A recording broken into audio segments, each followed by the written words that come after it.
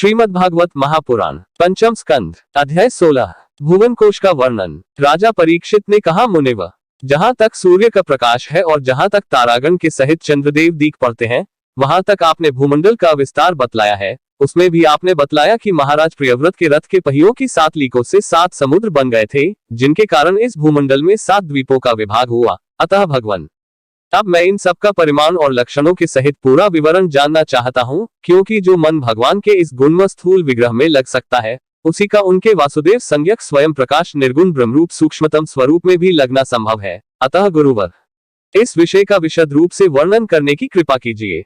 श्री सुखदेव जी कहते हैं, महाराज, भगवान की माया के गुणों का इतना विस्तार है कि यदि कोई पुरुष देवताओं के समान आयु पाले तो भी मन या वाणी से इसका अंत नहीं पा सकता। इसलिए हम नाम, रूप, परिमाण और लक्षणों के द्वारा मुख्य मुख्य बातों को लेकर ही इस भूमंडल की विशेषताओं का वर्णन करेंगे।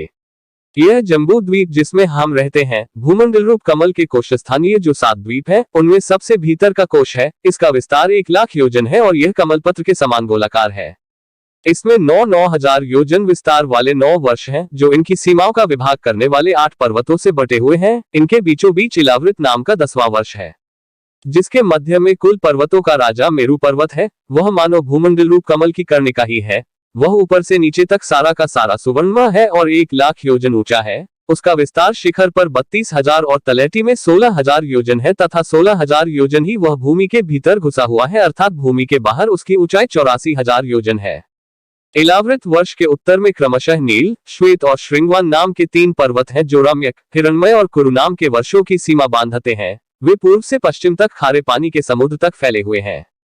उनमें से प्रत्येक की चौड़ाई 2,000 योजन है तथा लंबाई में पहले की अपेक्षा पिछला क्रमशः दशमांश से कुछ अधिक कम है। चौड़ाई और ऊंचाई तो सभी की समान है। इसी प्रकार इलावृत के दक्षिण की ओर एक के बाद एक निषद हेमकूट और हिमालय नाम के 3 पर्वत हैं। नीलादि पर्वतों के समान ये भी पूर्व पश्चिम की ओर फैले हुए हैं और 10-10 हजार योजन ऊंचे हैं। इनसे क्रमशः हरिवर्ष, किमपुरुष और भारतवर्ष की सीमाओं का विभाग होता है। इलावृत के पूर्व और पश्चिम की ओर उत्तर में नील पर्वत और दक्षिण में निषद पर्वत तक फैले हुए गंधमादन और माल्यवान नाम के 2 पर्वत हैं। इनकी चौड़ाई 2,000 योजन है और ये भद्राश्व एवं केतुमाल नामक 2 वर्षों की सीमा निश्चित करते हैं। इनके सिवा मंदर, मेरु मंदर, सुपार्श्व और कुमुद ये 4 10-10 हजार योजन ऊंचे और उतने ही चौड़े पर्वत मेरु पर्वत की आधारभूता थुनियों के समान बने हुए हैं। इन चारों के ऊपर इनकी ध्वजाओं के समान क्रमशः आम, जामुन, कदम्ब और बड़ के 4 पेड़ हैं। इनमें से प्रत्येक 1100 योजन ऊंचा है और इतना ही इनकी शाखाओं का विस्तार है। इनकी मोटाई 100 योजन है। भरत श्रेष्ठ, इन पर्वतों पर 4 सरोवर भी हैं, जो क्रमशः दूध, मधु, ईख के रस और मीठे जल से भरे हुए हैं। इनका सेवन करने वाले यक्ष, किन्नर आदि उपदेवों को स्वभाव से ही योग सिद्धियां प्राप्त है। इन पर क्रमशः नंदन, चैत्रर्थ, वैभराजक और सर्वतभद्र नाम के 4 दिव्य उपवन भी हैं। इनमें प्रधान प्रधान देवगण अनेकों सुरसुंदरियों के नायक बनकर साथ साथ विहार करते हैं। उस समय गंधर्वादी उपदेवगण इनकी महिमा का बखान किया करते हैं। मंद्राचल की गोद में जो 1100 योजन ऊंचा देवताओं का आम्र वृक्ष है, उससे गिरी शिखर के समान बड़े बड़े और अमृत के समान स्वादिष्ट फल गिरते हैं। वे जब फटते हैं तब उनसे बड़ा सुगंधित और मीठा लाल लाल रस बहने लगता है। वही अरुणोदा नाम की नदी में परिणत हो जाता है। यह नदी मंद्राचल के शिखर से गिरकर अपने जल से इलावृत वर्ष के पूर्वी भाग को सींचती है। श्री पार्वती जी की अनुचरी यक्ष पत्नियां इस जल का सेवन करती हैं। इससे उनके अंगों से ऐसी सुगंध निकलती है कि उन्हें स्पर्श करके बहने वाली वायु उनके चारों ओर 10-10 योजन तक सारे देश को सुगंध से भर देती है। इसी प्रकार जामुन के वृक्ष से हाथी के समान बड़े बड़े प्रायः बिना गुठली के फल गिरते हैं। बहुत ऊंचे से गिरने के कारण वे फट जाते हैं। उनके रस से जम्बू नाम की नदी प्रकट होती है, जो मरुमंदर पर्वत के 10,000 योजन ऊंचे शिखर से गिरकर इलावृत के दक्षिण भूभाग को सींचती है।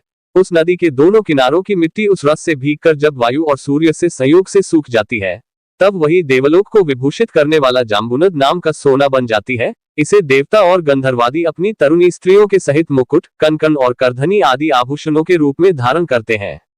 सुपार्श्व पर्वत पर जो विशाल कदम वृक्ष है, उसके 5 कोटरों से मधु की 5 धाराएं निकलती हैं। उनकी मोटाई 5 पुर से जितनी है। ये सुपार्श्व के शिखर से गिरकर इलावृत वर्ष के पश्चिमी भाग को अपनी सुगंध से सुवासित करती हैं।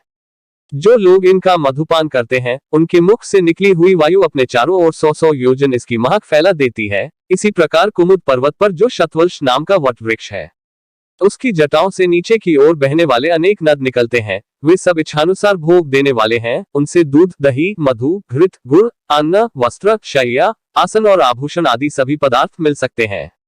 ये सब कुमुद के शिखर से गिरकर इलावृत के उत्तरी भाग को सींचते हैं। इनके दिए हुए पदार्थों का उपभोग करने से वहां की प्रजा की त्वचा में झुर्रियां पड़ जाना, बाल पक जाना, थकान होना, शरीर में पसीना आना तथा दुर्गंध निकलना, बुढ़ापा, रोग, मृत्यु, सर्दी गर्मी की पीड़ा, शरीर का कांतिहीन हो जाना तथा अंगों का टूटना आदि कष्ट कभी नहीं सताते और उन्हें जीवन पर्यंत पूरा पूरा सुख प्राप्त होता है।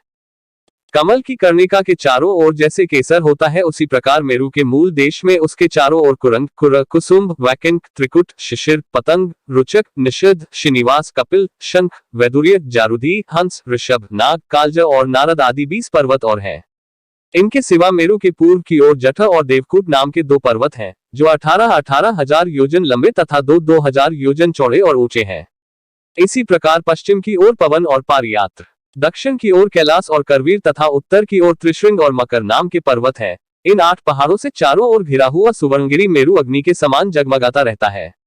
कहते हैं, मेरु के शिखर पर बीचों बीच भगवान ब्रह्मा जी की सुवर्णमयी पुरी है, जो आकार में समचौरस तथा करोड़ योजन विस्तार वाली है। उसके नीचे पूर्वादि 8 दिशा और उपदिशाओं में उनके अधिपति इंद्रादि 8 लोकपालों की 8 पुरियां हैं। वे अपने अपने स्वामी के अनुरूप उन्हीं दिशाओं में हैं तथा परिमाण में ब्रह्मा जी की पुरी से चौथाई है।